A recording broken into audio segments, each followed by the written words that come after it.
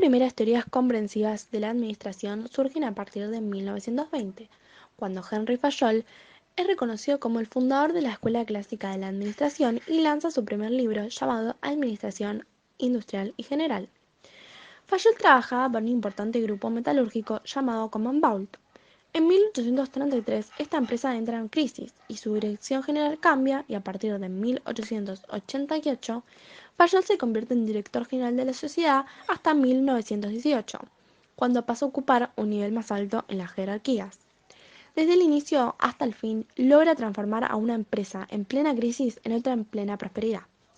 Para Fayol, la dirección requería de planeamiento, organización, mando, coordinación y control, y pensó que un conocimiento general de esta teoría sería beneficioso para todos y que debía enseñarse en escuelas y universidades. A partir de ello, se consideraba que la administración es una disciplina que estudia las organizaciones, trata de comprender cómo eran, cómo evolucionaban y cuáles son las relaciones que se daban entre ellas. La administración fue acompañando los cambios tecnológicos y sociales que se produjeron desde el comienzo de la revolución industrial hasta nuestros días. La producción artesanal fue el primer sistema productivo y se mantuvo por miles de años. Hasta el día de hoy hay algunas empresas que continúan siendo artesanales y se caracterizan por el empleo de herramientas manuales. Hacia finales del siglo XIX comienza en Estados Unidos una forma de producción que sería la simiente de la actual. La producción en masa implica un elevado nivel de producción de manera de obtener un alto volumen y una reducción del costo. La administración científica mostró las condiciones de vida de las personas de bajo nivel socioeconómico. Pero ahora nos preguntamos, ¿esta teoría surge a partir de otra? Y la respuesta es sí. La Escuela de Administración Industrial y General surge al mismo tiempo que la Escuela de Administración Científica. Al igual que esta, es una respuesta a las necesidades que requieren las organizaciones y el contexto. Las publicaciones de esta surgen en Francia, cuando el grupo de ideas de Taylor ya había alcanzado una notable difusión y sus proporciones y técnicas eran de utilización corriente. También enuncia los 14 clásicos principios de la administración. 1. División del trabajo. 2. Autoridad y responsabilidad. 3. Disciplina. 4. Unidad de mando. 5. Unidad de dirección. 6. Subordinación. 7. Remuneración del personal. 8. Centralización. 9. Jerarquía o cadena escalar. 10. El orden. 11. La equidad. 12. Estabilidad y duración del personal. 13. Iniciativa. Y por último, la 14, que era el espíritu de equipo. Contribuciones. Fayol decide dividir su trabajo en 4 partes. La primera parte era la necesidad y posibilidad de una enseñanza administrativa. La segunda eran principios y elementos de la administración. La tercera, observaciones y experiencias personales. Y por último, la cuarta parte eran las enseñanzas de la guerra. Fayol se propone la búsqueda de una administración integral aplicable a diferentes tipos de organizaciones. También fundamenta todos sus desarrollos sobre bases autoritarias y formalistas. Esta escuela ve al ser humano como un hombre económico, ya que se considera que es egoísta y solo tiene necesidades económicas. Buscar motivarlos con dinero y mejores salarios. Influencias y resultados. Los principios de administración, la participación de la empresa en funciones y la definición acerca de los procedimientos administrativos de Fayol no fueron modificados en sustancia ni por la escuela neoclásica ni por el estructuralismo. Solo la teoría de la organización efectúa un cuestionamiento científico que sitúa sus propuestas dentro de un plano de validez relativa. Actualidad. Actualmente sus propuestas suponen 1. Tu teoría de la autoridad de derecho divino no se adecua a la realidad. El contexto actual exige teorías más integrales y flexibles. 2. Si el sustento de su teoría de la autoridad, el modelo de Fayol, pierde esencia fundamental.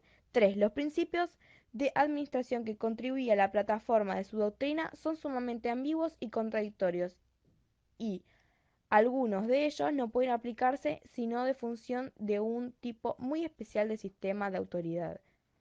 4. Su análisis en áreas o funciones y sus conceptos de administración, si bien son excesivamente generales, contribuyen al punto de partida que posibilitó el desarrollo de ACNE, modelo que estructura, que presenta un esquema de departamentalización por proceso que aún se utiliza. 5. Por no incluir las variables de la conducta y el comportamiento dado el contexto en el que actúa, sus trabajadores son totalmente formalistas y por esta razón están absolutamente alejados de la realidad actual en todo cuando estas variables manifiestan su influencia. Por otro lado, se encuentra la Escuela de Relaciones Humanas. Su contexto histórico fue luego de la Primera Guerra Mundial, en la que ocurrieron cambios tanto en lo político como en lo social que influyeron en las organizaciones. En los antecedentes, las organizaciones se transforman parcialmente, desaparecen algunas de las características de la etapa anterior, que fue la escuela clásica, y aparecen en su lugar otras nuevas que le dan fisonomía y problemática diferente. En las contribuciones consideran que el hombre tiene otras necesidades además de las económicas, como por ejemplo sentirse aceptado, lograr la autorrealización, etc., es decir, necesidades sociales. La motivación de los empleados son las recompensas sociales, el respeto y la solución de las necesidades del trabajador. También aumenta la productividad a medida que se sienten integrados, es decir, que hacen tareas grupales. Por el lado de los grupos informales, el Tormayo identificó que los trabajadores integraban una estructura organizativa que no coincidía por lo general con la estructura informal de la empresa. En esta estructura paralela se crean además de normas, creencias, expectativas y sistemas de sanciones. Emociones. Otro de los principios que surgió de los trabajadores de Mayo fue el requerido rol de emotividad en el trabajo. Aportes. Mejoró la perspectiva clásica de cómo se consideraba la productividad. El trabajo es una actividad importante para el ser humano y en su desarrollo influyen en las relaciones sociales e individuales. No son los factores materiales, sino los psicológicos y sociales los que contribuyen más en el crecimiento de la productividad del trabajo.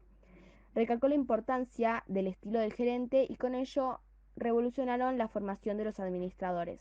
La atención fue centrándose cada vez más en enseñar las destrezas administrativas en oposición a las habilidades técnicas. Influencias y resultados.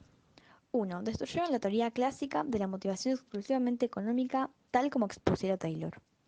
2. Pone de manifiesto que el hombre está motivado por un complejo de factores de los cuales uno es el económico. 3. La participación permite distender el conflicto y motivar la conducta en sentido cooperativo. 4. Lo mismo sucede con la supervisión flexible. 5. El foco de atención no es el individuo, sino el grupo. 6. Todo individuo necesita parte de un grupo, la excepción es aquel que no lo necesita. 7. Cada grupo colabora en normas de conducta y un correspondiente. 8. Dentro de las normas están los niveles de producción que el grupo, código de sanciones, acepta y produce. 9. Se penaliza a quien lo supere. 10. El grupo está dirigido por una figura aún desconocida, el líder. 11. El trabajador actúa como tal, condicionado por las demandas. Actualmente, el legado de Mayo será aprovechado por los dos grupos de trabajo que se preocuparon por profundizar las investigaciones. Uno de estos grupos, la Escuela de Sociología, desarrolla su trabajo científico para comprender los alcances de participación y de formas y efectos con que pueden instrumentarse. De idéntica forma, estudia el liderazgo y la estructura grupal con todo lo relativo a normas, sanciones grupales y resistencias de los cambios. Por otro lado, se desarrolla la Escuela de Psicología Social, profundizando las investigaciones sobre el individuo en relación al medio organizacional. Esta escuela estudia y elabora hipótesis sobre la motivación, la percepción, el aprendizaje, el conflicto individual e interindividual, etc.